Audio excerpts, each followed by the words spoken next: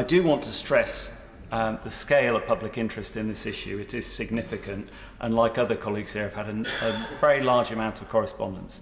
And we all want to see this change. We don't want to see live animal exports in any shape or form. And I do appreciate the effort that my colleagues have gone to identify potential future risks, and I think we should take that quite seriously.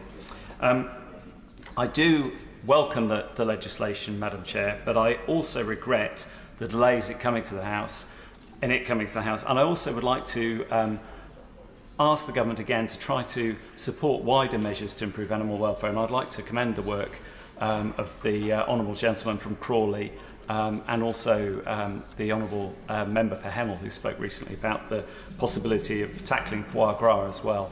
And I do think these are very serious points in the work that the honourable gentleman from Crawley has done on live animal on trophy hunting. I think it's excellent, and I was proud to be able to support his work on that matter. Just turning to the Labour amendments, though, which are in the name of my friend the Shadow Minister, as she said, the bill as it stands at the moment does leave open the possibility of other animals being exploited, and she's right to point that out, because actually some of the species that are mentioned in the Labour amendments are species which are now farmed in the UK. There is both deer farming and obviously the hunting of deer in woodland. I've seen llamas being farmed in the Thames Valley, and I do understand that there's the possibility that these species could be traded, and I am concerned about that, and I think we're right on this side of the House to raise these points.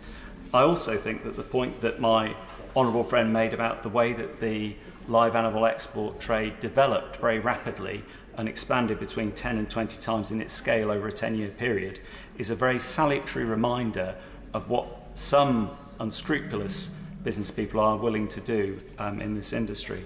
And so I would urge the government to think again about these probing amendments. I do think they're wise and sensible, and I think they highlight some potential serious future risks as agriculture changes and develops. And I do think we would be wise to address that by looking at these species and adding them to the face of the bill and ensuring that these animals are protected in the same way that other animals are.